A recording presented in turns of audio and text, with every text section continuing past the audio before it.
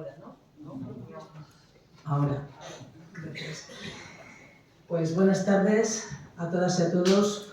Un gustazo volver a ver esta última jornada, este salón de grados lleno, que aunque sí que nos congratula, por otra parte lamentamos, porque en 10 años creo que es la primera vez que hemos logrado llenar este salón de grados todos los días. No hemos bajado ningún día de 130 a 140 personas. Pero bueno, Palestina lo merece todo. Y ahora pues paso a leer el comunicado que hemos elaborado desde la plataforma.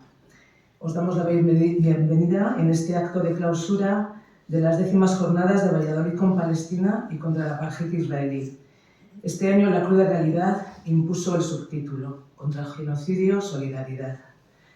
Mostramos nuestro más sincero agradecimiento a todas las personas que durante los miércoles del mes de abril habéis llenado este salón de grados, a las ponentes y los ponentes que generosamente han compartido con nosotras sus conocimientos sobre Palestina y sobre Israel, que han sido Teresa Aranguren, Héctor Brad, Nauda, Julio Zamarrón y Ana Manero, que impartirá hoy la última charla de estas jornadas, Gaza, el gran reto presente de la comunidad internacional. Ana es catedrática de Derecho Público y Relaciones Internacionales de la Universidad Carlos III de Madrid. También agradecemos a las personas que han hecho las presentaciones, que han sido Rosalba Fonteriz, Josep Elassi, Toño Corbillón y hoy Carmen Castro, abogada y activista de los derechos humanos, que hará la presentación de Ana. Este es el 10º año de jornadas. Desde la plataforma no hemos visto conveniente realizar actos conmemorativos, ya que la actual situación diluye cualquier acto extraordinario que no sea el de denuncia y reivindicación por el fin del genocidio, la ocupación y la apartheid. Seguimos sintiendo gran rabia, impotencia, tristeza ante esta situación que, lejos de mejorar, en estas últimas semanas ha tomado una deriva insoportable. A pesar de llevar años tratando de dar visibilidad y solidaridad a la causa palestina, de manifestar nuestro rechazo y la más enérgica repulsa a las políticas de limpieza étnica, colonización, apartheid, incumplimiento de los derechos humanos por parte del inventado Estado de Israel, lo que está sucediendo desde octubre supera con creces todo esto y toda la crueldad de la que ha hecho gala desde el 48 el mencionado Estado genocida. Tras 6 meses de ofensiva, con cifras intolerables de personas asesinadas, muchas de ellas en fosas comunes, heridas, desaparecidas, infraestructuras destruidas, hospitales destruidos, escuelas, edificios residenciales, los bombardeos y el terrible bloqueo impidiendo el paso de ayuda humanitaria, sin medicamentos, sin alimento ni agua potable, han convertido a Gaza en un infierno invivible, en el que los supervivientes aseguran que preferirían haber muerto a seguir sufriendo este genocidio planificado y consentido por Estados Unidos y la comunidad internacional. A pesar de ello, o precisamente por ello, desde esta plataforma insistimos en nuestro compromiso de seguir aportando desde Valladolid lo que seamos capaces para intentar acabar con esta situación. Esperamos haber cumplido algo de ello en estas 10º jornadas, que un año más han salido adelante gracias al apoyo económico de la Resuba, a la que transmitimos nuestro agradecimiento y hacemos extensivo a la Facultad de Derecho por cedernos este estupendo espacio en el edificio histórico de la Universidad de Valladolid. Durante todas las jornadas, en este pasillo del Salón de Grados, hemos podido ver la exposición Más allá de la Nakba, octubre 2023, Belén, Cisjordania, de Julio Zamarrón, que todavía, cuando terminemos, si queréis podéis ver, mañana ya la retiramos. También os recordamos que a la finalización del acto haremos la concentración en la Plaza de la Universidad, como todos los miércoles, desde el mes de octubre. Además, hoy es especial porque nos sumamos al 4º día de movilización estatal contra el genocidio en Palestina, a la que 96 municipios lo han hecho de modo unitario este fin de semana en todo el Estado. Sí que os pedimos, por favor, que os quedéis porque hay que dar visibilidad y transmitirlo en las calles, que os tenemos que oír y hacer llegar nuestras voces al pueblo palestino. Seguiremos realizando concentraciones las próximas semanas en Fuente Dorada. Estad atentas porque el próximo miércoles es 1 de mayo, no la haremos, pero sí que os pedimos que deis visibilidad a Palestina en vuestras concentraciones, manifestaciones, en los sindicatos correspondientes o donde queráis. Dad visibilidad a Palestina, por favor. Y luego ya el próximo miércoles, que es 8 de mayo, seguramente que sí que convoquemos en Fuenterrabía, pero bueno, eso ya iremos anunciando. Y ahora damos información a la mala noticia, que es la próxima actuación del grupo israelí Mayumana este sábado 27 y el domingo 28 de abril en el Teatro Zorrilla. Mayumana es la cara amable del genocidio. Desde su postura apolítica transmiten por el mundo la imagen de un país normal, democrático, moderno, que desde 1948 ocupa ilegalmente, practica apartheid, incumple derechos humanos, etc., culminando con el genocidio de manual que está llevando a cabo en Gaza desde hace medio siglo. Desde hace más de medio año, el genocidio pero bueno, ellos llevan más de medio siglo. Por estos motivos convocamos la concentración a las puertas del Teatro Zorrilla este sábado a las 8 de la tarde. Haremos más convocatorias por redes, pondremos carteles, os hemos dado un papelillo que hemos reciclado de anteriores concentraciones de Mayumana, que tiene mucha costumbre de visitar esta ciudad y muchas ciudades del Estado español y de Europa, pues por lo que decimos, para blanquear. Sí que es importante que vayamos a las puertas del Teatro Zorrilla y, bueno, transmitamos este malestar. La cultura no es neutral y no bailemos a ritmo de genocidio. Y bueno, también por último queremos adelantar que para el día 10 de mayo, el día 11 de mayo, se celebrará Eurovisión. Si nada nos remedia, Israel volverá a participar en Eurovisión. No sabemos con qué permiso. Entonces, desde aquí hemos decidido organizar un pequeño acto cultural en la Facultad de Filosofía y Letras, y para ello contaremos con un grupo de Dabke, que es el baile que hemos visto anteriormente, de unas mujeres que vendrán de Málaga y de Madrid respectivamente, y también estará el grupo vocal Coray, que las conocéis, que es de aquí de Valladolid. Bueno, para esto ya iremos avisando, pero bueno, lo queremos ir poniendo en vuestro conocimiento. Y ya paro, me callo y le doy la palabra a Carmen. Muchas gracias a todas. Gracias.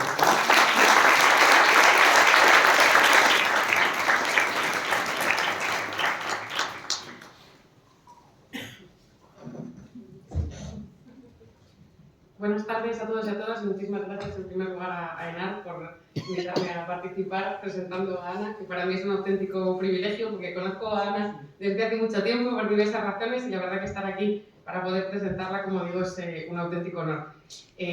Ana Manero Salvador actualmente es catedrática de Derecho Internacional Público en la Universidad Carlos III de Madrid, pero previamente empezó aquí estudiando entre estas paredes porque es licenciada en Derecho por la Universidad de Valladolid, luego ya hizo un doctorado en la Carlos III y allí se nos ha quedado. Ha desarrollado tareas docentes e investigadoras en diversas universidades, entidades europeas, americanas y africanas. Tiene un currículum larguísimo que no voy a detallar porque podríamos estar aquí muchísimo tiempo y lo que hemos venido a hacer es escucharla a ella, pero sí quiero resaltar que es experta en Derecho Internacional de los Derechos Humanos, en Protección Ambiental y Acción Exterior de la Unión Europea. Como digo, es una suerte poder contar con ella, tenerla aquí a mano, que se preste a participar en estas jornadas, así que sin más, te doy la palabra. Muchísimas gracias, Ana.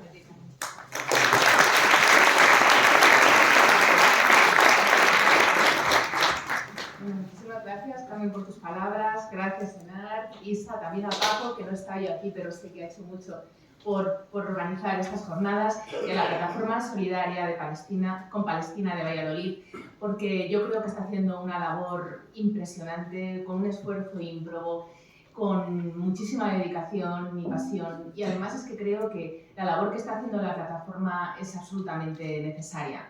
Es imprescindible porque estamos viviendo una nueva Nakba. Y os quiero agradecer mucho que hayáis contado conmigo para estas jornadas porque no podemos quedarnos callados, tenemos que denunciar donde podamos constantemente y sistemáticamente este genocidio que estamos viviendo y que va a marcar la historia del siglo XXI. Bien, yo voy a hablar yo me dedico al derecho internacional, como ha dicho Carmen. Carmen, el honor es mío, yo te admiro muchísimo. Y voy a hablar como internacionalista de lo que está ocurriendo en Gaza, pero como ha dicho el secretario general de Naciones Unidas, lo que ocurrió el 7 de octubre no ha ocurrido en el vacío. Es fruto de una trayectoria histórica, de un proceso histórico que estamos viviendo en la región, no desde el año 48, desde antes, desde el fin de la Primera Guerra Mundial, con el mandato británico sobre Palestina. Voy a ser muy breve porque sé que todos lo conocemos, pero creo que también es necesario recordarlo, porque como dijo el secretario general, insisto, lo que está ocurriendo y lo que ocurrió el 7 de octubre no ocurre en el vacío. Y es que no podemos olvidar que la creación del Estado de Israel parte de un contexto colonial, como fue el mandato británico sobre Palestina, y en un contexto de promoción de la emigración sionista a la región, con el objeto de dar lugar a un hogar para el pueblo judío, sin tener en cuenta que había una población en ese lugar, una población que tenía derecho al ejercicio del derecho a la libre determinación, tal y como se reconoce en diferentes instrumentos internacionales. Los diferentes pueblos sometidos a mandatos coloniales, como el pueblo sirio, el pueblo jordano, el pueblo iraquí, el pueblo libanés, pudieron acceder, ejerciendo su derecho a la libre determinación, a un Estado. Sin embargo, el pueblo palestino no lo pudo hacer. Y lo cual, bueno, pues es una de las causas de lo que estamos viviendo ahora.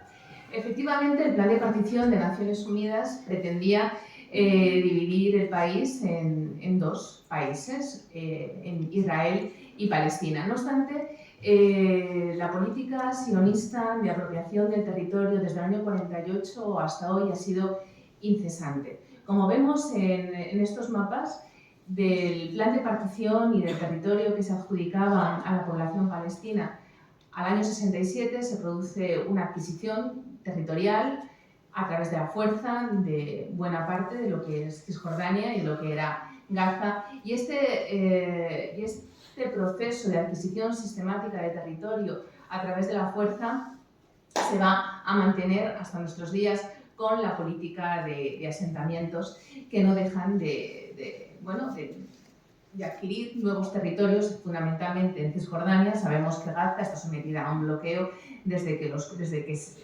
que Israel abandonó físicamente la franja, dando lugar a una situación de enorme dificultad por lo que respecta a la organización del territorio de Cisjordania, con una suerte de bantustanes que también han sido objeto de negociación y en los acuerdos de Oslo, pero cuyo estatus final pues, no se concluyó debido a la negativa de Israel de continuar negociando. Y es que estas fronteras, como digo, dificultan enormemente la posibilidad de crear dos estados por el procedimiento anexionista constante y sistemático que está desarrollando el Estado de Israel. Si los planes de la anterior administración de Estados Unidos, previendo que posiblemente vuelva a la Casa Blanca a Trump, llegaran a concretarse y a materializarse, según el proyecto de Trump, solo Palestina, ese nuevo Estado palestino, supondría el 15% del territorio de la Palestina histórica. La comunidad internacional se muestra extremadamente preocupada ante esta situación de adquisición sistemática de territorio contra la voluntad del pueblo palestino. Y es que este fenómeno lo que hace en la práctica es impedir la solución de dos estados, manteniendo una política de sometimiento y supremacista sobre la población palestina. Pero es que el derecho internacional reconoce a Palestina el derecho a la libre determinación como un pueblo sometido a ocupación actualmente extranjera. Podemos señalar que el caso de Palestina es un caso de una descolonización inconclusa, porque pasó de un sometimiento colonial a un sometimiento extranjero por parte del Estado de Israel. Y esto supone la violación de una norma muy importante en el derecho internacional, una norma imperativa de derecho internacional, como es el derecho a la libre determinación de los pueblos. Para intentar fomentar la satisfacción de este derecho, desde la administración palestina se han llevado a cabo diferentes hitos. Yo creo que el más relevante es la Declaración de Independencia del Estado de Palestina de 15 de noviembre del año 2018, que parte de esa política que está desarrollando actualmente la Autoridad Nacional Palestina de promover un reconocimiento del Estado palestino a nivel internacional. Me imagino que lo habrán seguido. La semana pasada tuvo lugar el debate acerca de la entrada como miembro de pleno derecho en Naciones Unidas del Estado palestino, y cuestión que no llegó a buen puerto debido a la oposición de Estados Unidos en el Consejo de Seguridad, cuando señaló que no reúne las condiciones de estatalidad, que Palestina no puede ser considerada un Estado porque no reúne las condiciones de estatalidad.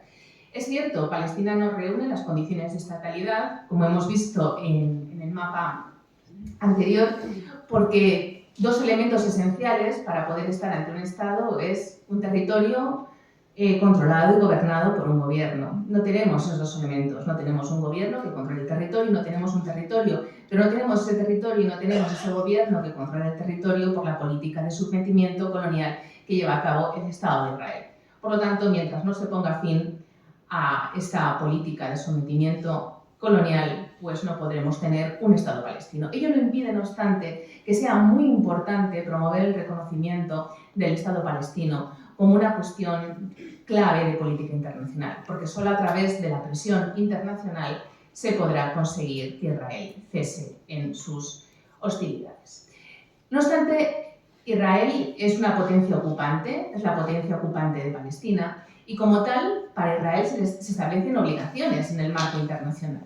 Su principal obligación es la prohibición de adquirir territorio a través del uso de la fuerza. Y esto da lugar a que, por ejemplo, los asentamientos sean considerados una violación del Cuarto Convenio de Ginebra y, por lo tanto, los asentamientos son por sí mismos un crimen de guerra.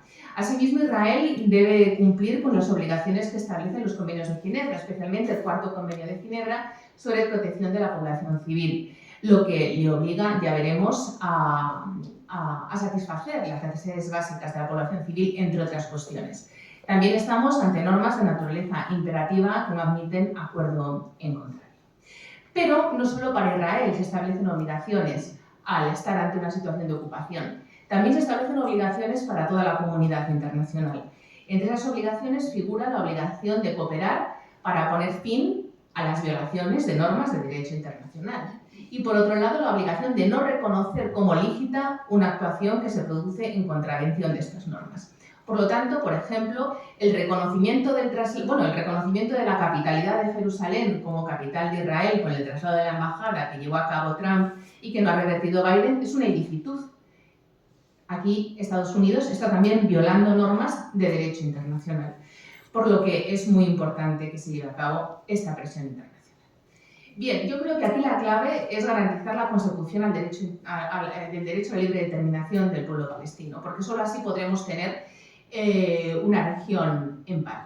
¿Cómo se puede conseguir siento que la verdad se hayan descolocado las letras un poco en la presentación, pero no puedo evitarlo. Bien, ¿cómo se puede conseguir este derecho a la libre determinación?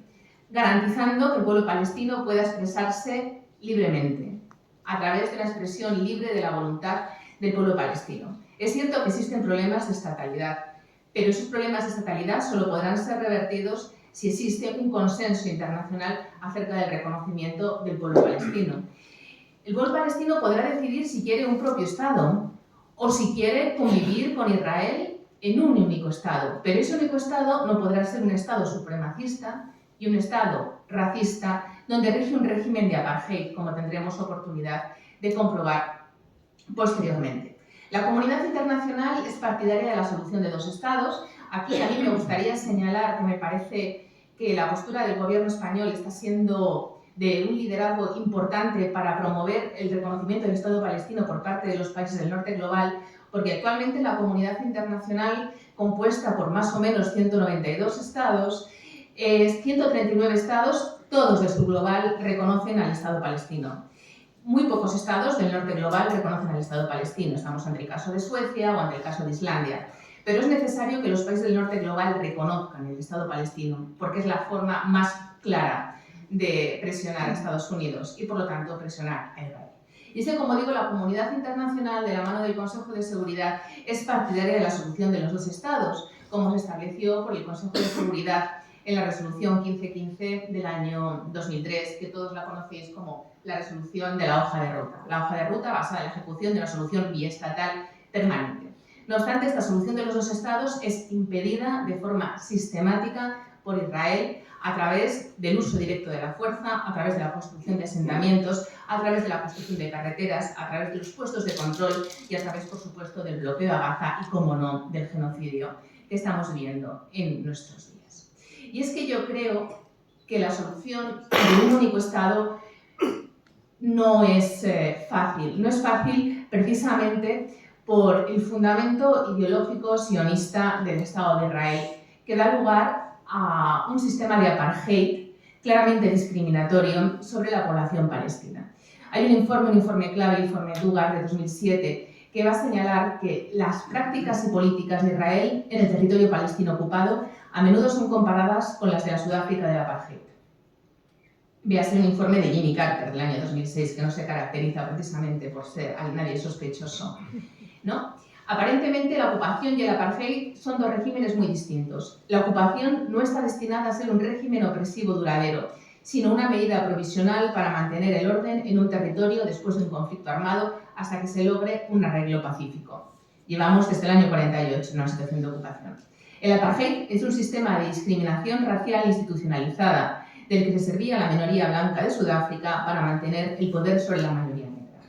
Se caracterizaba por la negación de derechos políticos a los negros, la fragmentación del país en zonas blancas y en zonas negras, llamadas bantustanes, similar a la situación que actualmente rige en Cisjordania, y por la imposición de medidas restrictivas a los negros con el fin de lograr la superioridad blanca, la separación racial y la seguridad de los blancos. La libertad de circulación estaba restringida por el sistema de salvoconductos, con el que se pretendía restringir la entrada de negros en las ciudades. El apartheid se imponía mediante un aparato de seguridad brutal, en el que la tortura jugaba un papel importante. Aunque los dos regímenes son distintos, las leyes y prácticas de Israel en el territorio palestino ocupado sin duda se asemejan a aspectos del apartheid y probablemente estén comprendidas en el ámbito de la Convención Internacional sobre la Represión y el Castigo del Crimen de Apartheid. De las prácticas que he mencionado, desarrolladas por Sudáfrica contra los negros, muchas de ellas son plenamente identificables actualmente en Cisjordania. Existen prácticas claras de discriminación racial, claramente supremacistas y discriminatorias, que violan las obligaciones más básicas de derechos humanos reconocidas en el marco internacional. Los checkpoints, la construcción del muro, las restricciones de la circulación, el régimen de matrículas, el uso de las carreteras, las normas para la construcción de viviendas, la tortura, las detenciones arbitrarias, las ejecuciones extrajudiciales, todas ellas constituyen claras manifestaciones de un régimen de apartheid. Por lo tanto, estamos ante un régimen, ¿no? Y aquí es muy interesante lo que ha dicho antes Senar, ¿no? Cuando viene Mani Maná, el BDS yo creo que es lo único que nos queda, el boicot a todas las iniciativas que provengan del Estado de Israel, porque solo a través de ellas podemos demostrar esa presión. Sudáfrica, se venció el apartheid contra la Sudáfrica supremacista por el boicot y por la presión internacional. Nosotros no tenemos otras armas. ¿Y qué es Gaza? Israel dice que no ocupa Gaza, que abandonó Gaza en el año 2005 y dice que Gaza es un territorio sui generis. Esta definición de Gaza como territorio sui generis no la reconoce nadie en el ámbito internacional. Gaza es un territorio ocupado, de acuerdo con el Cuarto Convenio de Ginebra relativo a la protección de la población civil en tiempos de guerra. Y las violaciones de los convenios de Ginebra, las violaciones de derecho internacional humanitario, van a constituir crímenes de guerra.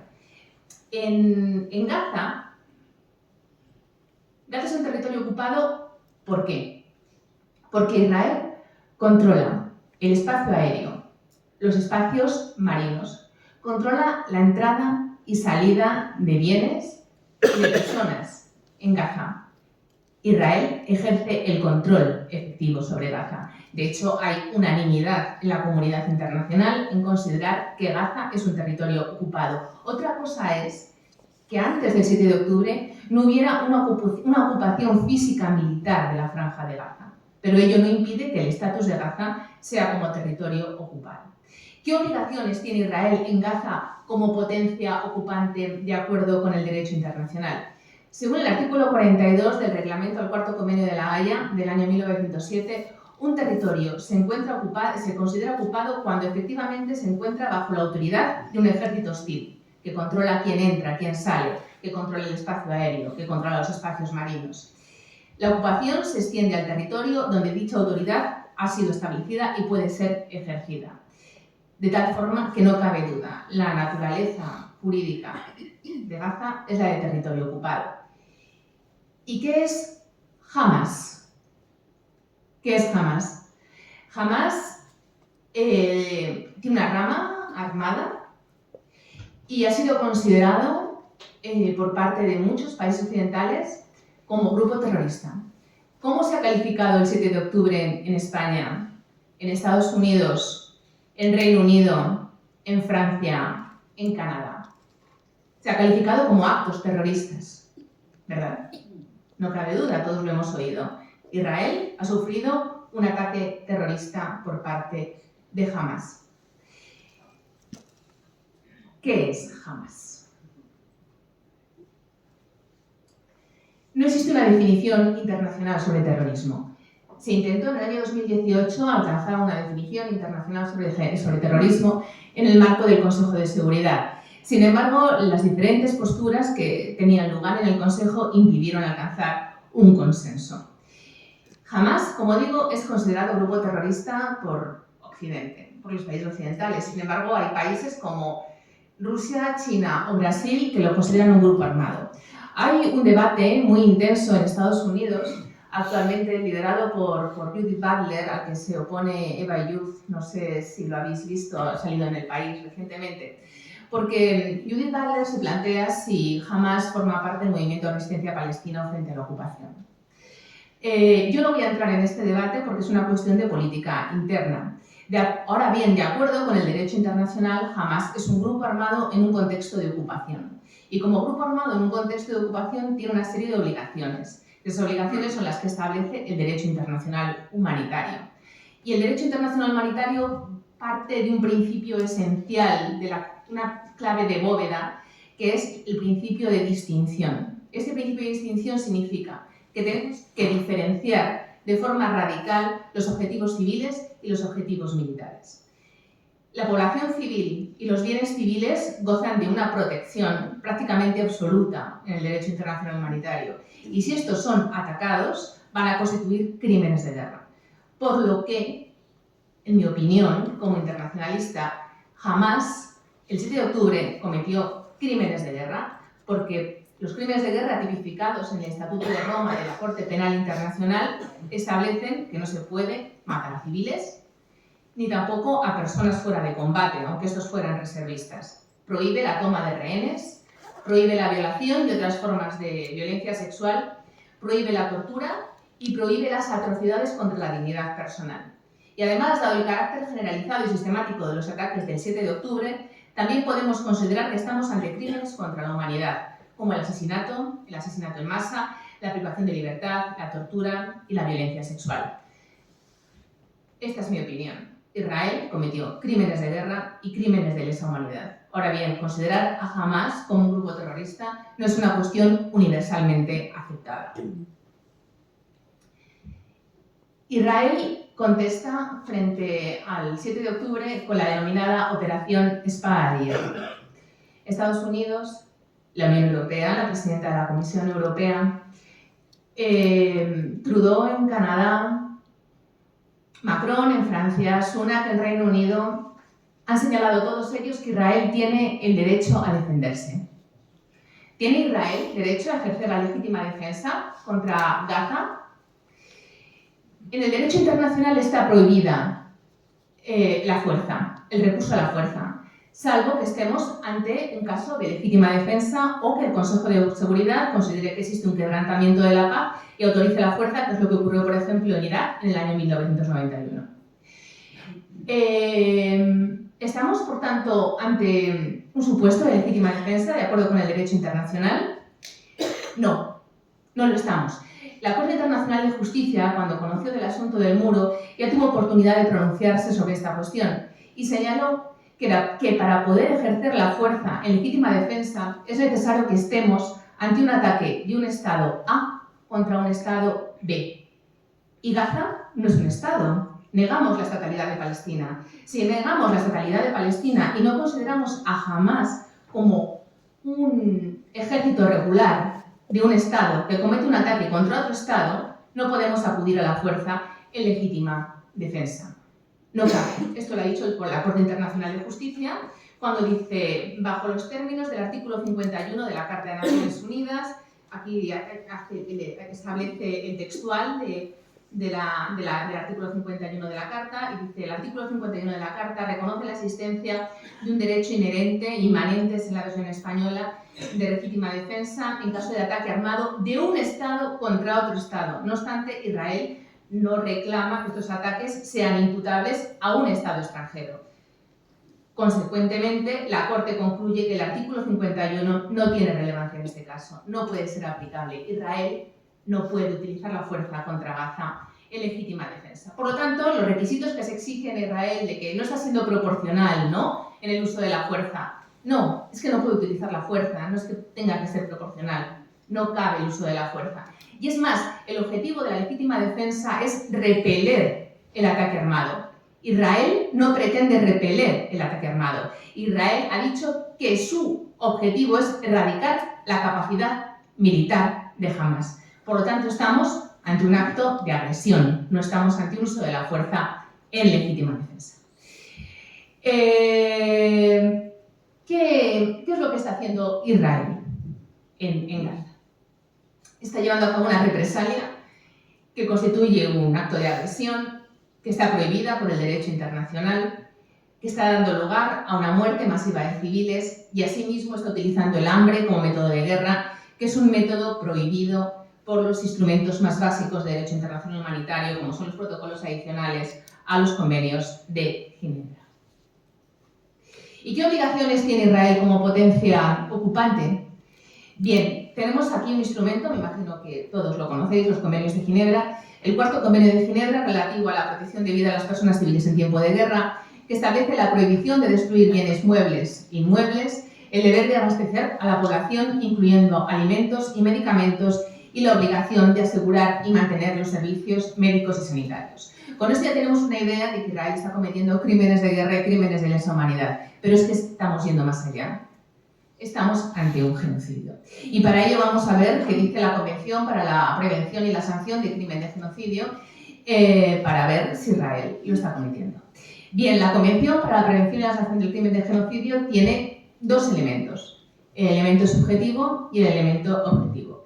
El elemento subjetivo es el elemento intencional, es decir, tiene que probarse que Israel quiere acabar con un grupo. Es la intención de destruir total o parcialmente a un grupo nacional, étnico o religioso. Es muy difícil probar el genocidio, muy difícil. La Corte Internacional de Justicia nunca ha condenado a un Estado por cometer genocidio. Condenó a Serbia en la demanda iniciada contra Bosnia por no prevenir el crimen de genocidio en Srebrenica, porque fue imposible probar el elemento intencional.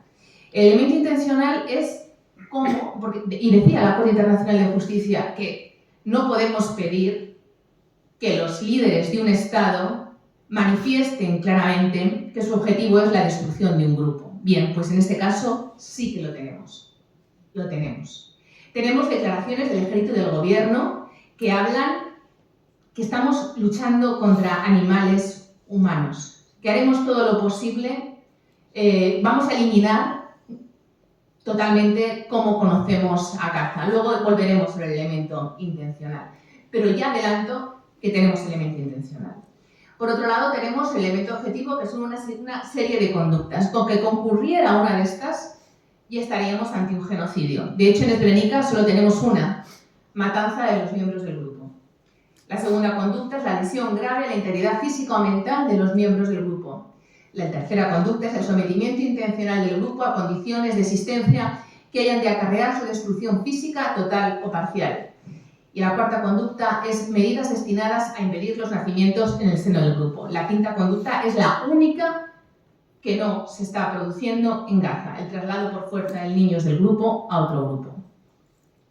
Y aquí tenemos que reconocer la valentía de Sudáfrica. Sudáfrica ha iniciado un procedimiento ante la Corte Internacional de Justicia por considerar que Israel está violando sus obligaciones en relación con la Convención. ¿Y por qué Sudáfrica? ¿Por qué Sudáfrica demanda a Israel ante la Corte Internacional de Justicia por violar la Convención para la Prevención y la Sanción del Crimen de Genocidio? Bueno, Sudáfrica es un Estado de la comunidad internacional que tiene obligaciones como Estado parte de la Convención, igual que la tienen los demás Estados, partes de la Convención para la Prevención y la Sanción del Crimen de Genocidio. La obligación esencial que se deriva de esta Convención es que todos los Estados deben hacer todo lo posible por poner fin al riesgo de genocidio contra un pueblo, en este caso contra el pueblo palestino. Y la Convención tiene un un artículo muy interesante, que es el artículo 9, que prevé que las controversias, las diferencias que existan sobre la Convención tendrán que dirimirse ante la Corte Internacional de Justicia.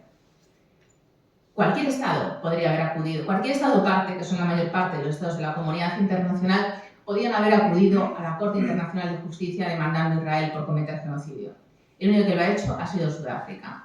Tenemos dos intervenciones actualmente de dos estados que participan en el proceso, que son Colombia y Nicaragua, pero también han señalado que se está cometiendo genocidio los jefes de Estado de Argelia, Bolivia, Brasil, Colombia, Cuba, Irán, Turquía y Venezuela. Y hay agentes estatales que vinculan a los países y que han dicho que existe riesgo de que se esté cometiendo genocidio, como son el caso de Bangladesh, Egipto, Honduras, Irak, Jordania, Libia, Malasia, Namibia, Pakistán, Siria y Túnez. ¿Qué dice Sudáfrica? Sudáfrica dice que la conducta de Israel en Gaza tiene la intención de destruir una parte sustancial del pueblo nacional y racial étnico-palestino, que es el pueblo palestino que está en Gaza. Que los actos están causando daños que pueden implicar la destrucción física debido a las condiciones de vida que se están produciendo actualmente en Gaza. Y que Israel, como consecuencia de estas conductas, ha fallado en su obligación de prevenir el genocidio y que está cometiendo genocidio. Y asimismo se dice que Israel también ha fallado en su obligación de evitar la incitación al crimen de genocidio por parte de los dirigentes israelíes. Bien, esto creo que ya lo he señalado, los crímenes de guerra, los crímenes contra la humanidad. Vamos a los hechos. ¿Qué está ocurriendo en Gaza? El 80% de las viviendas de la franja han sido dañadas o destruidas. Hay casi 2 millones de personas, que constituyen el 85% de la población, que ha sido desplazada, abandonando el norte hacia Rafah, hacia la frontera con Egipto, en el sur. Hay más periodistas asesinados en Gaza que durante toda la Segunda Guerra Mundial. Y el armamento que se está utilizando actualmente en la franja es un armamento ilegal por su carácter indiscriminado. Y ha dicho que la nota característica básica del derecho internacional humanitario es la separación radical entre objetivos civiles y objetivos militares. Las características de las bombas que se están arrojando sobre Gaza tienen efectos indiscriminados y por lo tanto están prohibidas en el marco del derecho internacional humanitario. Son armas de 1 tonelada con un radio de 360 metros que causan daños severos hasta 800 metros de impacto. Y no olvidemos que la Franja de Gaza es la zona con mayor densidad de población del mundo. Y ahora, si me lo permitís, vamos a ir conducta por conducta del artículo 2 de la Convención para Genocidio para ver si Israel lo está cometiendo. Matanza de los miembros del grupo. A 22 de abril del año 2024 tenemos 34.000 muertos. En 6 meses. El 75% de estos muertos son mujeres, niños y niñas. Hay más de 10.000 personas desaparecidas bajo los escombros, que muy probablemente estén muertas. Han desaparecido familias completas de la Franja de Gaza.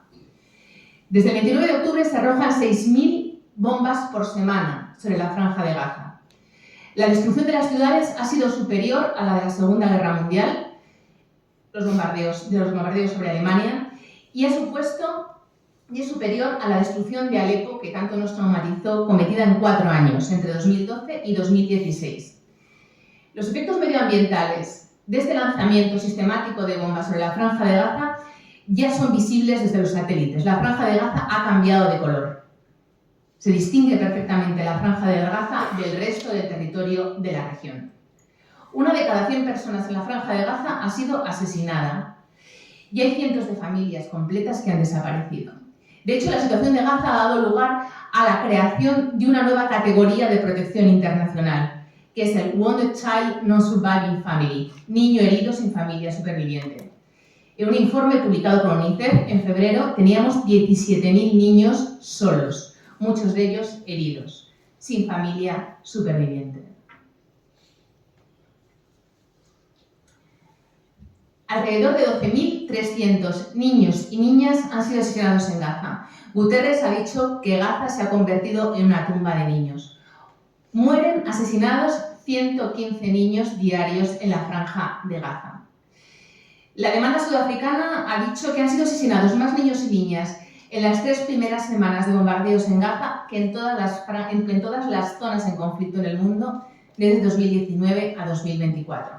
Y como digo, tenemos una nueva categoría internacional: los niños solos, heridos, sin familia superviviente. Segundo elemento, creo que la matanza ha quedado sobradamente probada. Segunda conducta, lesión grave a la integridad física o mental de los miembros del grupo. Más de 55.000 palestinos y palestinas han sido heridos. La mayoría son mujeres, niños y niñas.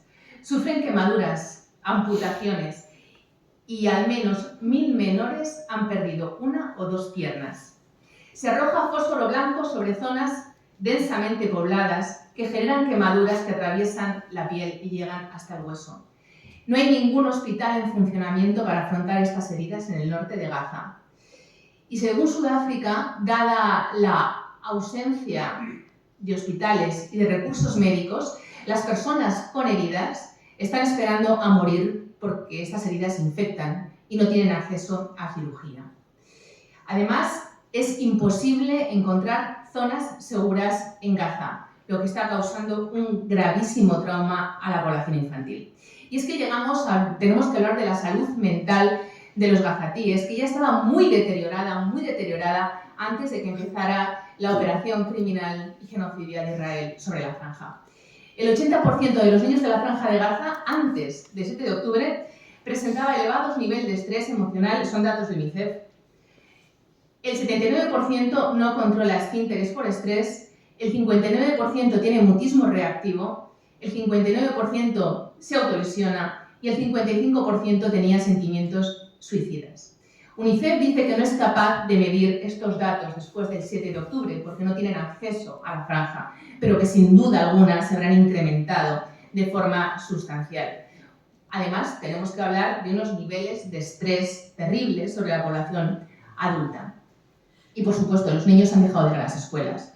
El Consejo de Seguridad adoptó una resolución, la resolución de 2712, que muestra su preocupación porque estos niños han perdido la escolarización. Además, se está deshumanizando a la población palestina. La población palestina está sufriendo tratos inhumanos y degradantes, así como torturas, y también ejecuciones extrajudiciales. Se están cometiendo detenciones arbitrarias, práctica de tortura, no se está protegiendo al personal sanitario, se está privando a la población de agua, comida y refugio, y la Oficina de Ayuda Humanitaria de Naciones Unidas ha señalado que las personas que son liberadas después de haber sido detenidas por el ejército israelí muestran signos de haber sufrido tortura, como quemaduras o heridas. Es más, en las fosas comunes, en las zonas controladas por el ejército israelí, que posteriormente se ha ido retirando, se han encontrado cuerpos mutilados y quemados. Y todo ello son evidencias de haber sufrido tortura. Asimismo, el tercer elemento, el de la tercera conducta, que es el sometimiento intencional a condiciones que han de acarrear la destrucción física del grupo, yo creo que es imprescindible hablar del hambre como un instrumento de guerra. En el norte de Gaza no hay acceso a comida. Hace unos días el Programa Mundial de Alimentos ha abierto 3 panaderías en el norte de la franja, con el objeto de que la población pueda acceder a pan. Se lanza ayuda humanitaria por parte fundamentalmente de Estados Unidos. Veremos si finalmente se permite a la Flotilla de la Libertad desde Turquía entrar en Gaza. Sabemos que ha llegado un buque de Open Arms, pero las restricciones en ayuda humanitaria son enormes, son terribles. Entran 2 camiones al día para 2 millones de personas. Y los niños mueren de hambre y de desnutrición, por no hablar de los eventos del 29 de febrero que se han repetido desde entonces varias veces, cuando personas desesperadas en el norte de la franja de Gaza se acercaban a los camiones de ayuda humanitaria y eran asesinadas por disparos de francotiradores israelíes.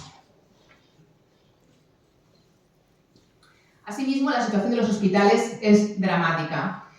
Los hospitales han sido bombardeados. De los 36 hospitales que había en la franja, solo 7 siguen funcionando y de forma reducida. No total. De los 72 centros de salud, solo 18 siguen funcionando. Se han cometido más de 240 ataques armados contra el sistema sanitario de Gaza. No hay ningún hospital en el norte, en la ciudad de Gaza. Ninguno. Estos datos están desactualizados porque todavía no se habían encontrado las fosas comunes y todavía no se sabe qué es lo que ha ocurrido exactamente en Al-Shifa después de su asedio.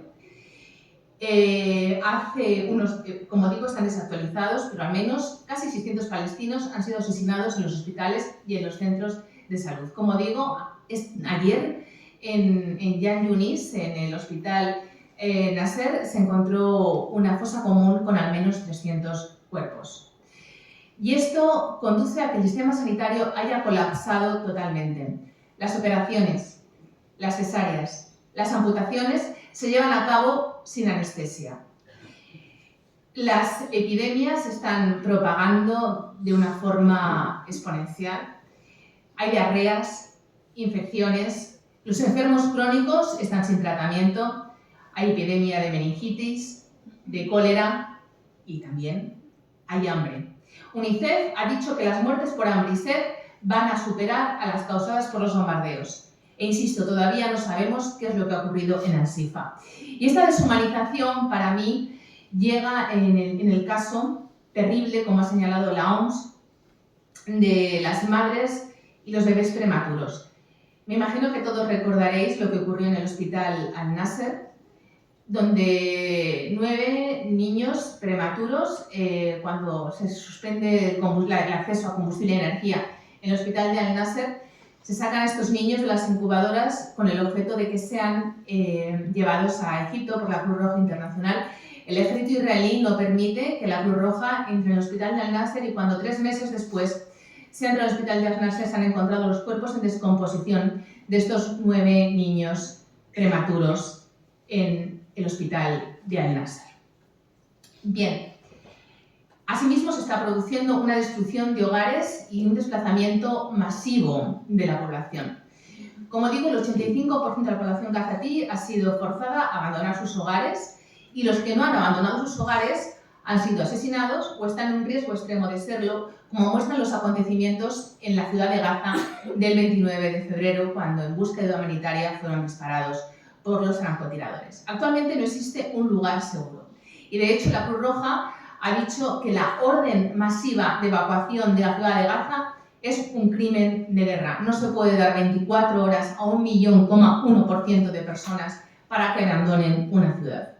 Y se está produciendo un desplazamiento de desplazados, un desplazamiento doble porque no hay a dónde ir. Francesca Albanese, que tiene un informe del cual he sacado muchos de estos datos, Anatomía de un genocidio, dice que las viviendas y la infraestructura civil de Gaza han sido arrasadas, frustrando cualquier perspectiva realista de que los gazatíes desplazados regresen a sus hogares, repitiendo una larga historia de desplazamientos forzosos masivos de palestinos por parte de Israel. Sudáfrica va más allá y dice que el desplazamiento forzado es genocida, ya que se realiza en circunstancias tales que implican la destrucción física de los palestinos de Gaza. Israel lleva amenazando semanas con entrar en Rafah, donde actualmente tenemos 1,2 millones de personas desplazadas desde el norte.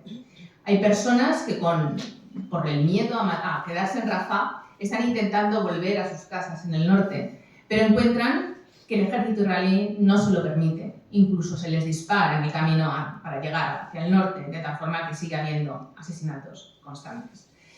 En mi opinión, yo creo que Israel quiere aniquilar a la población de Gaza. Bien, otro elemento es el acceso a comida y agua. Tenemos un sitio total desde el 9 de octubre. No hay agua, no hay comida, no hay electricidad, a pesar de que el Consejo de Seguridad insiste en la necesidad de permitir la entrada de ayuda humanitaria. El Programa Mundial de Alimentos dice que el riesgo de hambruna es real y que crece cada día. Y los efectos ya sobre la población se están viendo.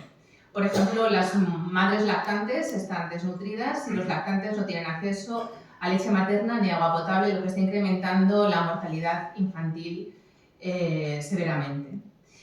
La OMS ha dicho que el 93% de la población de Gaza se enfrenta a elevados niveles de hambre sin comida suficiente y elevados niveles de desnutrición.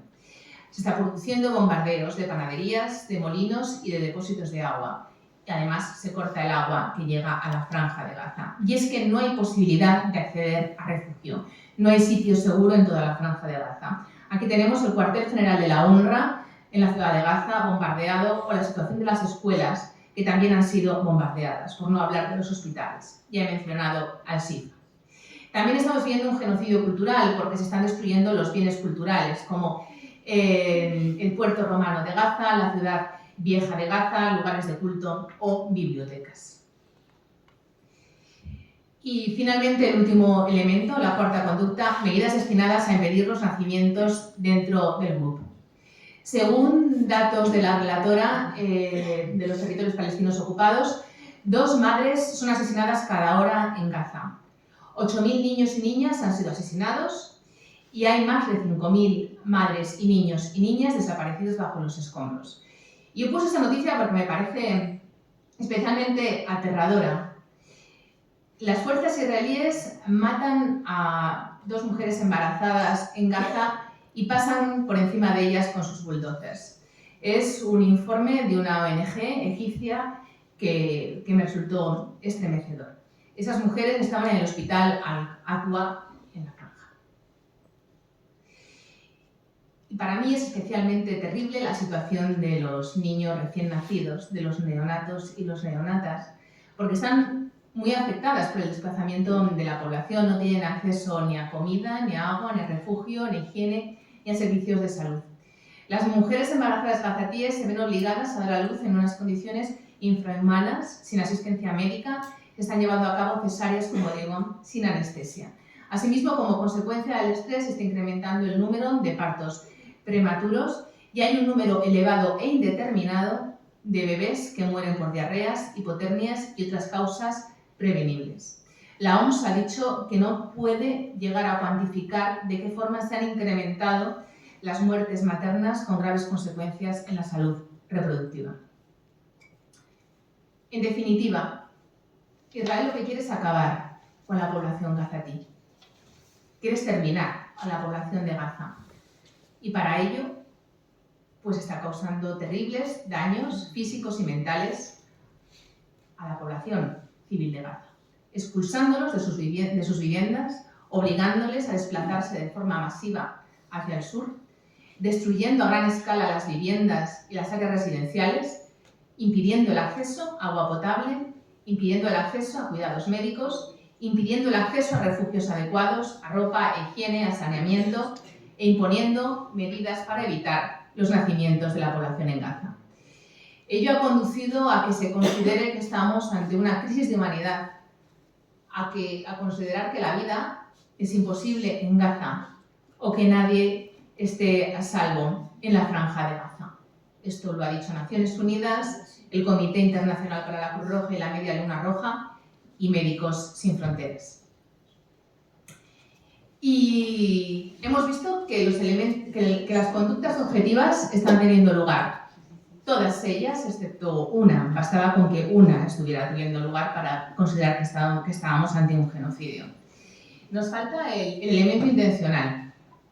¿Tiene Israel intención de acabar? ¿Cómo lo vamos a probar? Como he dicho, la Corte Internacional de Justicia ha sido muy renuente, nunca, jamás ha considerado que estuviéramos ante un genocidio por la imposibilidad de probar el elemento intencional. Esto es, probar por parte de un dirigente que tiene la intención de acabar con un grupo humano. No obstante, yo aquí he recopilado una serie de declaraciones de líderes israelíes que yo creo que nos sirven de prueba del elemento intencional. El ministro de Defensa israelí, Yoav Gallant, ha dicho que los palestinos de Gaza son animales humanos. Gaza nunca volverá a ser lo que era. Lo eliminaremos todo.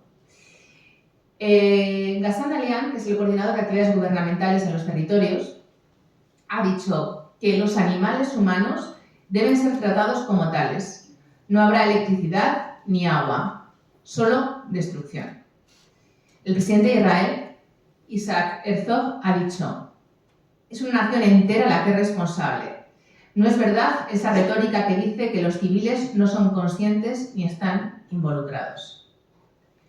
Y Netanyahu ha dicho que hay que vencer a esos monstruos sedientos de sangre. Estamos golpeando a nuestros enemigos con una fuerza sin precedentes. Nos enfrentamos a monstruos.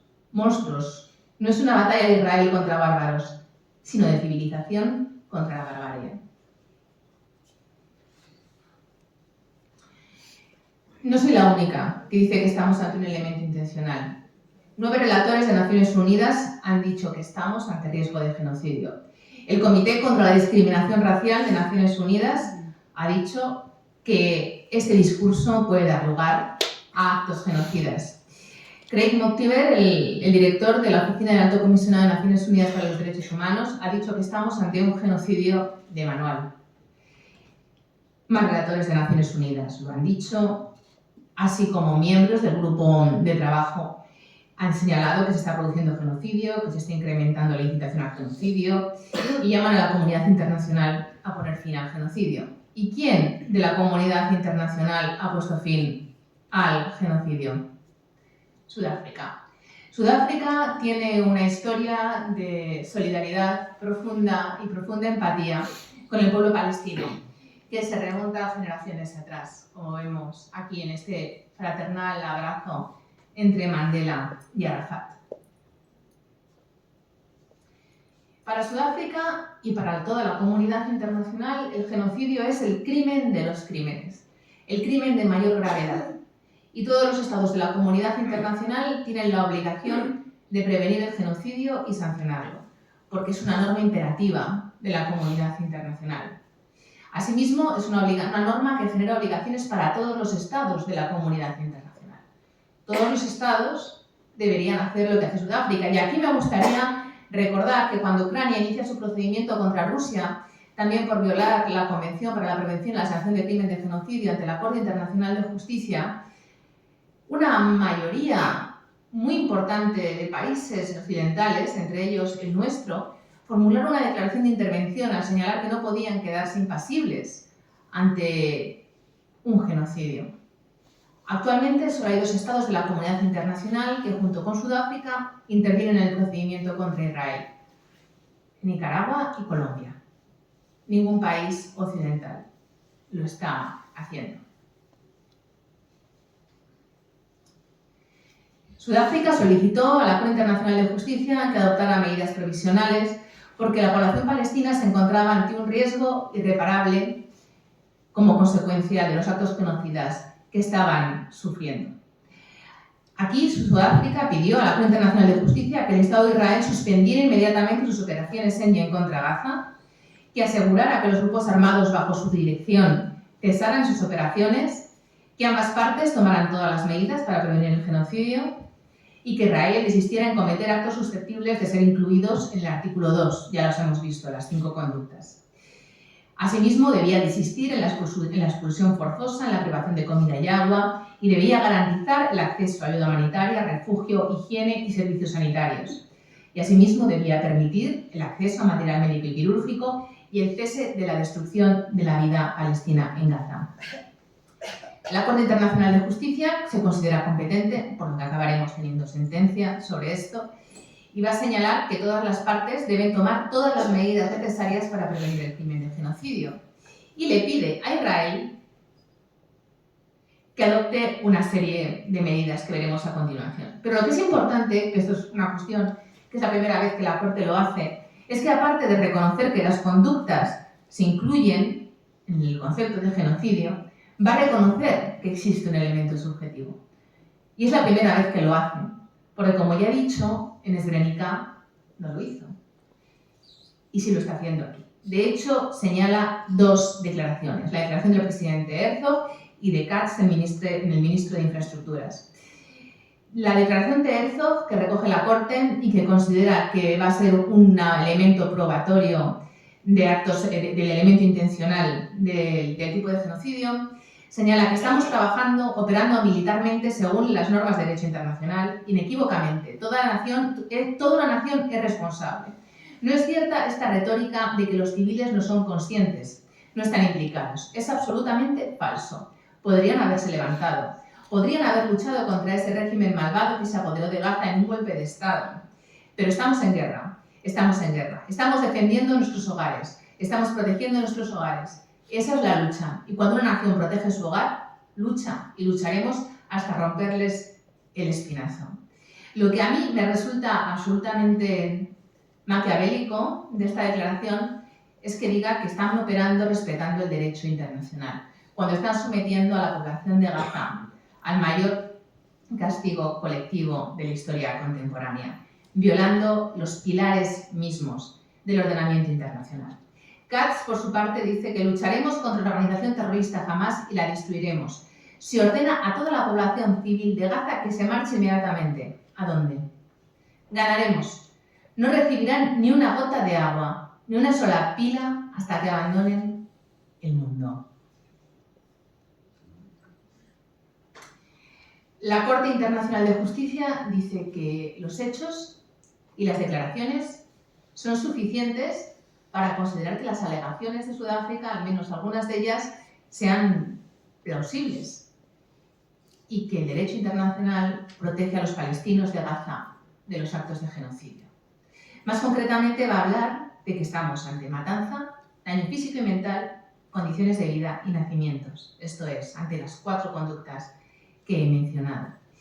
Y ordena a que Israel tome todas las medidas para prevenir y castigar esta incitación, que tome todas las medidas para proveer a la provisión urgente de servicios básicos sobre la población y todas las medidas efectivas para prevenir la destrucción y asegurar la preservación de pruebas relativas a la comisión del genocidio. Como Israel no ha cumplido ninguna de estas medidas y ha continuado las hostilidades en la Franja de Gaza, el 28 de marzo la Corte Internacional de Justicia reitera que el Estado de Israel tiene obligaciones en el marco de la Convención, que las condiciones de vida en Gaza se están deteriorando cada vez más y que, dada la situación de hambruna que se vive actualmente en el norte de la Franja, se deben tomar las medidas necesarias para asegurar la provisión de servicios básicos y asistencia humanitaria. Israel debe asegurar que los efectos de sus operaciones militares no violan los derechos de la población palestina en Gaza, que es protegida por la Convención como grupo. ¿Y qué ha ocurrido ante esto? Bueno, Estados Unidos es un aliado estratégico, político, esencial de Israel. Estados Unidos ha vetado 3 resoluciones en el Consejo de Seguridad que piden un alto el fuego. La última resolución, la resolución 2728, Estados Unidos se abstuvo y la resolución salió adelante. Ahora bien, para la absoluta sorpresa de la comunidad académica y política internacional, Estados Unidos ha dicho que la resolución 2728 no es obligatoria. Esto es kafkiano, yo no lo entiendo porque la Carta de Naciones Unidas establece una clara distinción entre las resoluciones adoptadas por la Asamblea General de Naciones Unidas y las resoluciones adoptadas por el Consejo de Seguridad. Mientras que las primeras son recomendatorias, las segundas, las que adopta el Consejo de Seguridad, son obligatorias, siempre, porque el Consejo de Seguridad es el órgano encargado del mantenimiento y la paz y seguridad internacionales. De tal forma que el hecho de no reconocer la obligatoriedad de la resolución 2728 implica en la práctica un veto por parte de Estados Unidos a esta nueva resolución y no va a servir para exigir a Israel un alto el fuego. Sin embargo, Israel y Estados Unidos están solos en la comunidad internacional, porque mientras esto pasa en el Consejo de Seguridad, en la Asamblea General, 153 estados de la comunidad internacional piden el alto el fuego para evitar imágenes como esta piedad del siglo XXI que ha ganado recientemente el World Press Photo y que para mí representa lo que está ocurriendo en Gaza, un inmenso dolor y una inmensa sensación de impotencia. Pero es que lo que ocurre en Gaza participa de la decadencia de un orden internacional que en muchas ocasiones ha estado basado en un doble rasero que ha condenado a los pobres del mundo y mientras esto no cambie, pues la situación se perpetuará. Por ello es tan importante que sigamos haciendo presión y que los gobiernos occidentales, algunos de ellos ya lo están haciendo, reconozcan a Palestina y obliguen a Israel, a través de sanciones como por ejemplo el cese de las relaciones diplomáticas o el cese de las relaciones comerciales o el cese de las relaciones económicas, para que ponga fin al genocidio que estamos viviendo actualmente en Gaza. Gracias.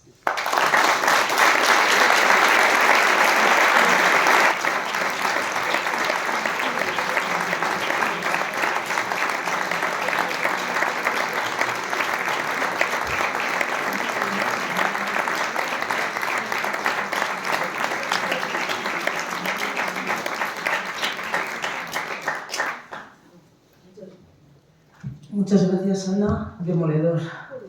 No por conocido y bueno, muy bien detallado, muy bien relatado todo y bueno, pues la verdad que no solamente que a mí no me salgan las palabras, pero estoy viendo vuestras caras, que os tomo así de frente y estamos todas súper acongojadas. Bueno, la pregunta es, ¿las herramientas están? Las herramientas están. Falta voluntad política. Mientras Estados Unidos, aquí la clave es Estados Unidos. Mientras Estados Unidos y también Alemania, yo creo que aquí es clave también el papel de Alemania, porque Alemania como motor de la Unión Europea es clave, no presionen a Israel, no se va a parar. Pero tenemos que seguir presionando. Yo creo que el primer paso en las relaciones internacionales, cuando estamos ante una situación que supone una violación de normas internacionales, tenemos varios estadios. No hay que ejercer la fuerza contra Israel.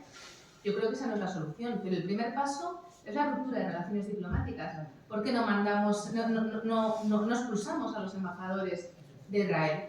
El segundo paso es adoptar medidas que supongan el incumplimiento de obligaciones internacionales con Israel, y ese incumplimiento de obligaciones va a estar salvada solicitud en tanto que es la respuesta a un ilícito previo. Israel está cometiendo un genocidio en Gaza. Vamos a romper las relaciones comerciales. Tenemos un acuerdo en la Unión Europea, que es el acuerdo de asociación con Israel, cuyo artículo 2 establece que la protección de la democracia y los derechos humanos es un elemento esencial de esa relación. Es verdad que en la Comisión Europea hay una profunda división, mientras que el alto representante yo creo que sí que es partidario de impulsar la suspensión de las relaciones comerciales con Israel, la presidenta de la Comisión alemana no quiere. Ursula von der Leyen no quiere. Es esencial dar ese paso, suspender las relaciones comerciales con el primer socio comercial de Israel, que no es Estados Unidos, es la Unión Europea. Si la Unión Europea suspende las relaciones comerciales con Israel, eso es un toque de atención ante Estados Unidos, y sobre todo es una cuestión que debería producirse antes de las elecciones de noviembre, porque si gana Trump en las elecciones de noviembre, que se atrevió a mover la embajada a Jerusalén y reconoció la adquisición de los Altos del Golán, así como la capitalidad de Jerusalén para Israel, esto no va a tener marcha atrás. Y es importante que desde Europa nos movilicemos, presionemos y ojalá logremos al menos una interrupción de las relaciones diplomáticas con Israel. Porque yo no sé qué es lo que tiene que ocurrir para que demos ese paso, dada la gravedad de la situación. ¿Abrimos turno? Sí, por supuesto. Aquí hay un micrófono. Sí, abrimos turno de preguntas. ¿Cómo prefieres? ¿De una en una o...? Como queráis, como lo hagáis. Como quieras, pues tenemos hasta las 9 menos cuarto, así, menos 20. Media hora, vale. Media horita. Pues, a ver, veo una por aquí, otra por ahí. Pues, Jonathan, empieza si quieres. Sí, iba a hacer dos, pero voy a hacer solo una para que más gente pueda preguntar.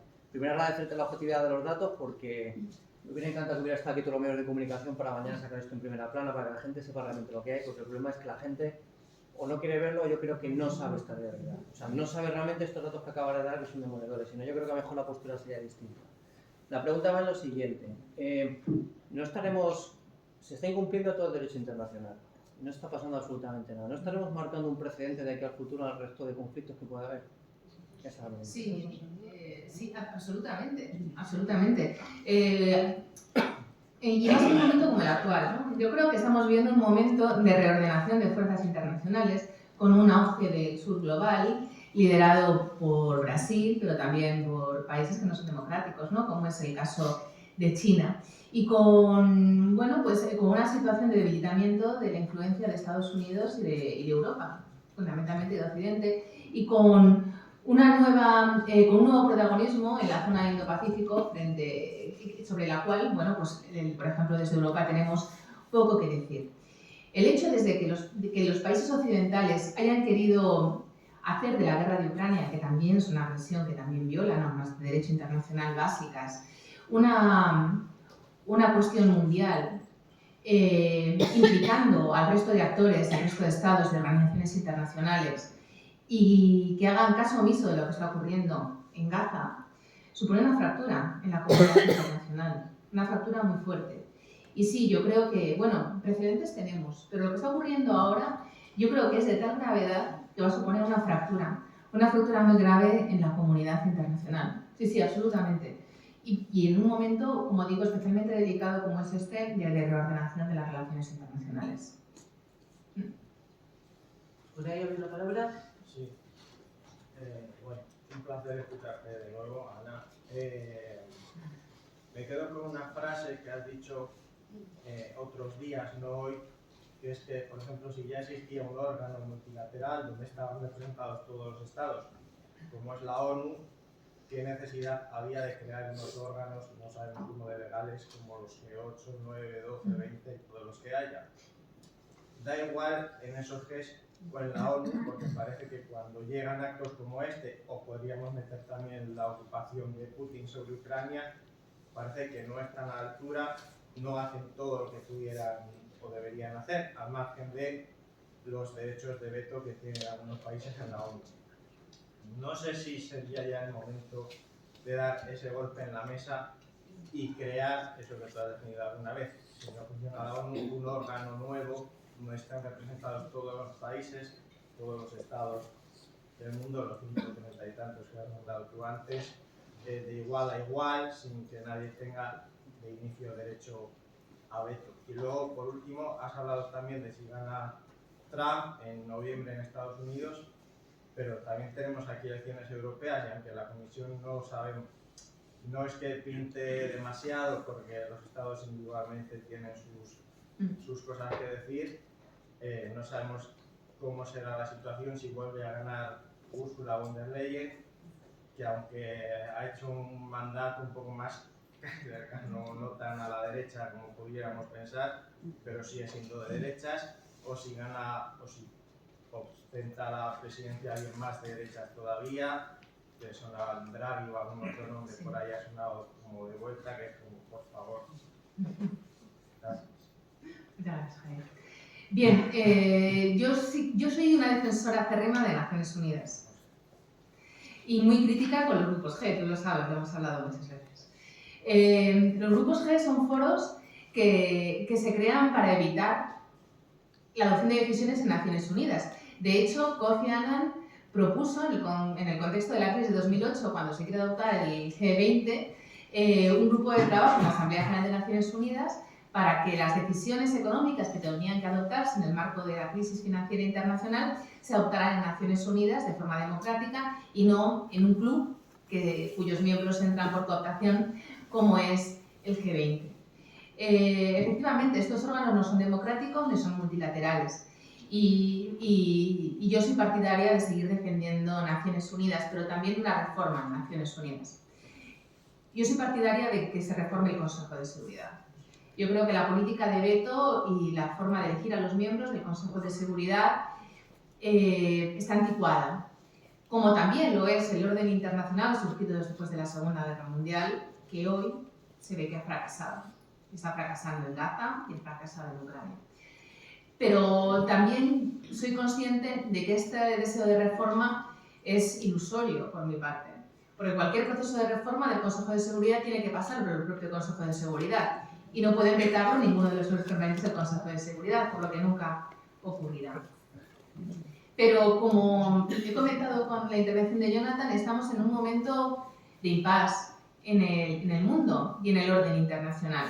Están surgiendo nuevos grupos, como los BRICS, que plantan cara al G20 y al G7, una reordenación de las relaciones internacionales, políticas y económicas, con la creación de un sistema financiero internacional alternativo al de Bretton Woods. Estamos viendo un momento histórico muy relevante, con una enorme potencia por parte del subglobal, como digo, liderados por Brasil, por Sudáfrica, por ejemplo, cómo ha tomado la iniciativa Sudáfrica para defender a la población gazatí ante la Corte Internacional de Justicia, también China y la defensa de sus intereses. Podemos retroceder siglos atrás, ¿no? Hay un autor que a mí me gusta mucho que dice que estamos ante una posible vuelta a Westfalia, a un siglo XVII con armas del siglo XXI, lo cual no es deseable, pero a lo mejor no, a lo mejor estamos ante el inicio de una democratización de las relaciones internacionales. Pero tenemos fenómenos muy graves a los cuales ni el orden antiguo ni el orden nuevo son capaces de poner fin, como son los conflictos que estamos viviendo en Ucrania, pero fundamentalmente Gaza, por la enorme gravedad de lo que estamos viviendo. Y también en esta nueva ordenación de las relaciones internacionales participan las elecciones en Estados Unidos y en la Unión Europea. Trump es aislacionista, fue muy aislacionista en el anterior mandato, pero también es imprevisible, no sé si se mantendrá aislacionista o no. Además con Israel tiene una relación muy próxima, pero bueno, también la tuvo con Corea del Norte, no lo sé. Yo de todas formas creo que es peligroso que Trump llegue al poder precisamente por su imprevisibilidad. Y lo que pasa en Europa también me preocupa. Me preocupa mucho si damos un giro conservador que paralice el proceso de integración o incluso que lo revierta. Porque yo creo que es muy importante avanzar en el proceso de integración, sobre todo por lo que respecta a la política exterior de la Unión Europea. Yo he señalado que yo soy partidaria de suspender el acuerdo comercial con Israel, en tanto que el artículo 2 recoge la cláusula de elemento esencial de derechos humanos. Y que no se hace, ¿por qué? Porque se requiere unanimidad en el Consejo. Y mientras se requiera unanimidad en el Consejo va a ser imposible lograrla porque los Estados defienden sus intereses y sus posturas. Y hay Estados como, por ejemplo, la República Checa, Austria o Alemania, que nunca van a votar a favor de suspender las relaciones comerciales con Israel. Si avanzáramos hacia una mayoría cualificada, por ejemplo, en política exterior, teniendo en cuenta que la Unión Europea tiene como uno de sus objetivos esenciales defender la democracia y los derechos humanos en el continente, se facilitarían esta adopción de decisiones. Sin embargo, si cambian las tornas de la forma hacia una comisión más reaccionaria, podemos tener estos avances que yo creo que son deseables, podríamos salir adelante con mucha claridad. Muchas gracias. Ana, muchas gracias. Estoy acongojada también porque no por conocido, ¿no? El hecho de que se están conociendo grandes sociedades no es muy fuerte haberlo visto por los seguidos con datos. Me he quedado como con una cuestión relativa a la cuestión del genocidio. ¿Qué consecuencias tendría que la Corte Penal Internacional, digamos, que acabara acelerando que se está produciendo genocidio de una manera? O sea, hasta donde lo entiendo, por el momento ha dicho que hay indicios, ¿no? No sé si... La Corte ha reconocido su jurisdicción y considera que estamos ante evidencias de la concurrencia de los elementos objetivos, es decir, las conductas, y del elemento intencional. En relación al elemento intencional, es la primera vez en la historia que la Corte dice algo así, lo cual es muy, muy relevante. Pero tenemos que hablar de dos jurisdicciones diferentes. Yo he hablado del procedimiento ante la Corte Internacional de Justicia iniciado por Sudáfrica. La Corte Internacional de Justicia conoce de diferencias entre Estados. Aquí Sudáfrica demanda a Israel porque Israel está violando la Convención contra el Genocidio. Si la Corte considera en su fallo final que Israel ha violado sus obligaciones en la Convención, se van a establecer medidas fundamentalmente económicas contra Israel. Después los Estados pueden desarrollar esas medidas, o incluso el Consejo de Seguridad.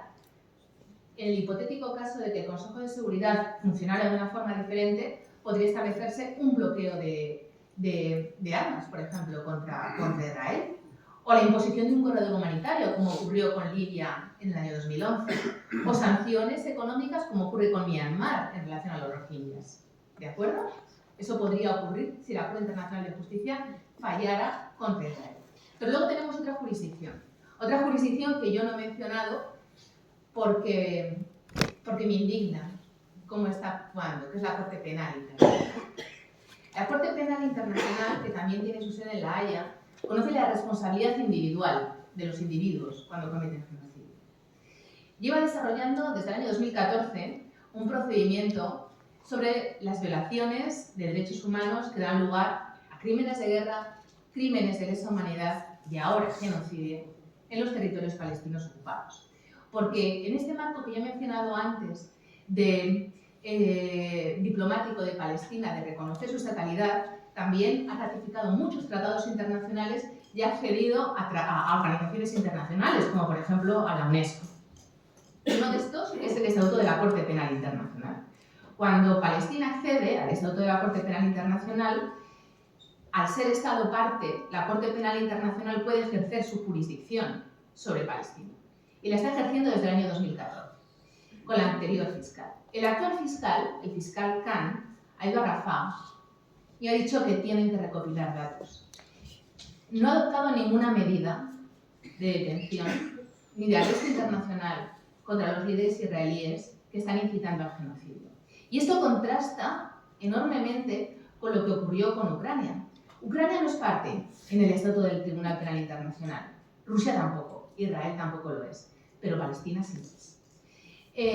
Ucrania, no obstante, va a reconocer la jurisdicción del Tribunal Penal Internacional para conocer de los crímenes de guerra que están ocurriendo desde el año 2013-2014, inicio de la guerra del Donbass, ocupación de Crimea y actualmente ya sin límite temporal como consecuencia de la agresión de Rusia sobre Ucrania.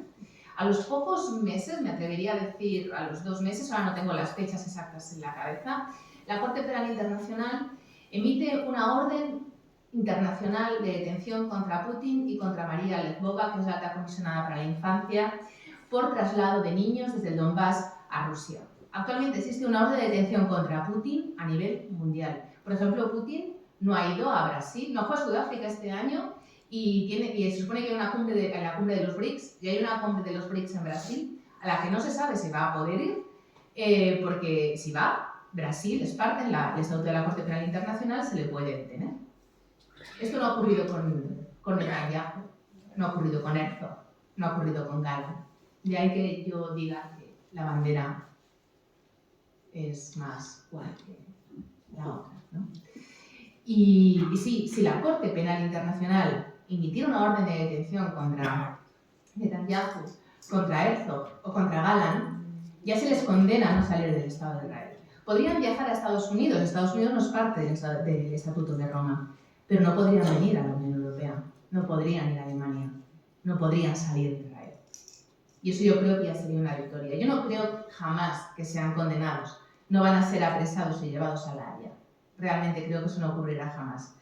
También de esto participa la inacción de la propia jurisdicción y del propio fiscal, porque la Corte no está avanzando. Yo me pregunto qué tiene que ocurrir para que la Corte Penal Internacional avance, porque tenemos estos datos los he podido recopilar en informes que son públicos, de la alta comisionada para los territorios palestinos ocupados, de la misma demanda de Sudáfrica, de UNICEF, del Programa Mundial de Alimentos, de OCA, de la Oficina de Ayuda Humanitaria de Naciones Unidas. Son públicos estos datos.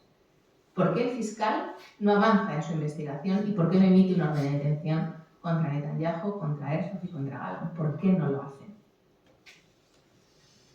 Si lo hiciera, no podrían salir de Israel. Ahí es a lo máximo que llegan. Que ya ha ocurrido con Sharon, ¿eh? Con Sharon no en el marco de la Corte Penal Internacional, sino en el marco de un procedimiento judicial, en el marco de jurisdicción universal de Bélgica. Murió en Israel, pero no pudo salir de Israel, porque había una orden de detención internacional contra Sharon por 2018 y 2014. ¿Los juristas no podéis presionar? No paramos de presionar, no paramos. Josep, Sí, si quieres, Bueno. te tomo palabra. pues ya, muchas gracias lo primero.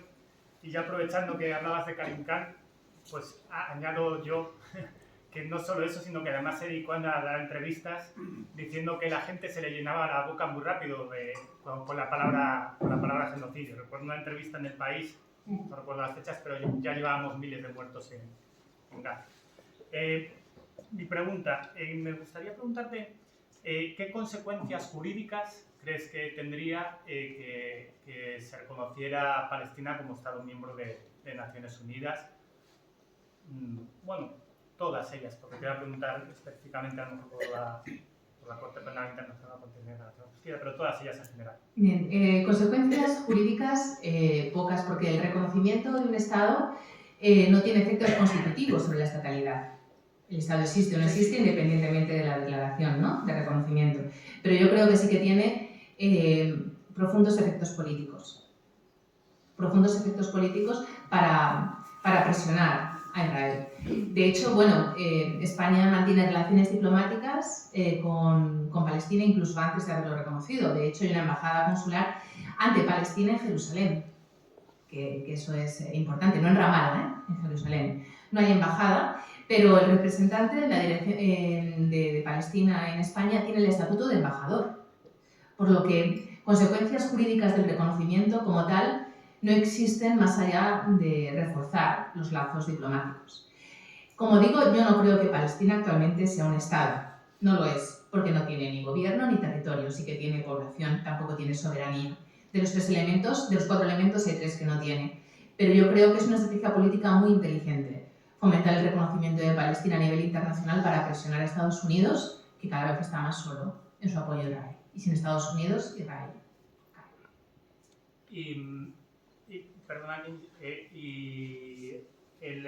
Respecto a las acciones violentas, ¿no cambia nada que se reconozca como Estado miembro, ¿no?, respecto a acciones violentas tanto del ejército israelí o por los colonos como de los grupos armados palestinos?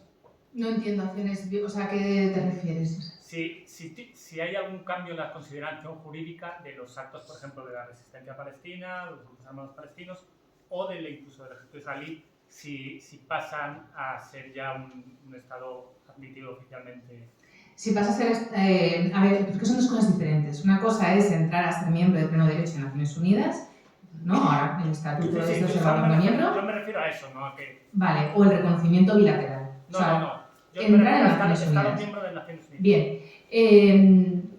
Las milicias palestinas seguirán siendo grupos irregulares. No forman parte de un ejército regular administrado por un gobierno, en el marco de un Ministerio de Defensa, si es a eso a lo que te refieres. El estatuto jurídico no cambiaría, si nos integran en un ejército regular, el ejército regular palestino. En Oslo no se permitió a Palestina en las negociaciones tener un ejército por motivos de seguridad de Israel. Palestina no tiene ejército, pero tiene grupos insurrectos, la denominación internacional son insurgentes, ¿no?, que son grupos armados que conforman la resistencia palestina. Los hay laicos, los hay islamistas, pero desde un punto de vista del derecho internacional, mientras que el pueblo palestino no haya satisfecho su derecho a la libre determinación, forman parte del movimiento de liberación nacional palestino. ¿Vale? Gracias. Y esa consideración seguirá siendo igual hasta que no haya una estructura de poder estatal en Palestina, independientemente del reconocimiento, que es una cuestión política. No sé si me he explicado. Sí. Del lado de Israel tampoco entiendo que no tiene ninguna consecuencia entonces tampoco las acciones. Bueno, pero es que Israel tiene un estado de apartheid, ¿no?, donde la jurisdicción militar no se aplica únicamente a los grupos armados palestinos, sino que se aplica también a la población civil como un elemento clave de esa política de apartheid. Israel, mientras no reciba presión internacional, va a seguir comportándose como un Estado racista, supremacista, basado en el apartheid sionista. Yo ahí no veo esperanza. He visto que Alemania como Austria no estuvieron de acuerdo, ¿no? No aportaron el estar de acuerdo con que se independizase. Palestina. Había 10 países que decían que no, y he visto que eran Austria y Alemania. ¿Eso es debido al peso de la culpa? Por supuesto. Y luego una cosa, que has hablado de Checoslovaquia. ¿Checoslovaquia por qué? La República Checa, no Eslovaquia. Sí. Eslovaquia sí que va a reconocer, junto con España, Irlanda y Bélgica. Chequia, bueno, porque el gobierno checo es un gobierno muy próximo a Viena, tiene una relación muy estrecha y es un gobierno muy conservador y donde también el sionismo tiene mucha influencia. Pero es Praga, ¿eh? No es Bratislava. Alguna palabra más, que sería la última, porque son las 9 menos 20 y tenemos que salir a vocear muy alto y muy fuerte que pare el genocidio y boicota a Israel, que volvemos a meter la cuña. Es importante, porque ante estas demoledoras declaraciones sobre todo ello, sabemos que el boicot sí que es una herramienta. BDS, tengamos claro cuando vayamos a comprar, tengamos claro que el BDS está ahí. Y bueno, eso, ante por ejemplo, eventos culturales que parece que son como mucho más difíciles, pues como es el del sábado, pues lo tengamos claro y vayamos ahí con nuestras cofillas, con las banderas palestinas, a mostrar nuestro apoyo al pueblo palestino y el boicot a Mayumana y a cualquier evento cultural, que no solamente es el Fairy u otras cosas. La cultura no es neutral, tengámoslo muy claro. Son pequeñas cosas que podemos hacer, están en nuestras manos, porque por lo demás, con este final, la verdad que no sé. Ya lo siento, ¿no? Sí, pero es que, no sé, es que además cuando hablas de aquí a noviembre que hay elecciones en Estados Unidos y piensas, ¿quedará alguien a este ritmo? No sé, vamos a seguir haciendo todo lo que podamos, que parece ser que es poco, pero eso. Y también, bueno, es muy importante algo que se está llevando, la campaña que se está llevando a cabo desde la RESCO, la campaña de boicot, de petición de embargo de armas. O sea, porque la posición de Estados Unidos es hipócrita al máximo. Les tiran alimentos por un lado, pero esta semana se ha vuelto a dotar de una dotación económica importantísima. No sé, esto es que es esquizofrenia pura, con perdón, ¿no? Entonces, eso. Entonces, bueno, pues los pueblos lo que podemos hacer es esto, ¿no? Seguir haciendo nuestras pequeñas presiones y, aunque sea poco o insuficiente, pero es lo que hay. Y yo creo que esto es lo que puede hacer a los gobiernos crear presión, reaccionar y acabar con todo esto. Así es que, bueno, pues tenemos muchas gracias a todas y a todos. Nos vemos en las calles, nos vemos próximamente. Recordad que tenéis ahí unos bonos a 3 eurines para apoyar a este grupo palestino de Gaza. Y muchísimas gracias a Ana Manero, muchas gracias Carmen Castro, muchas gracias a todas y viva Palestina libre.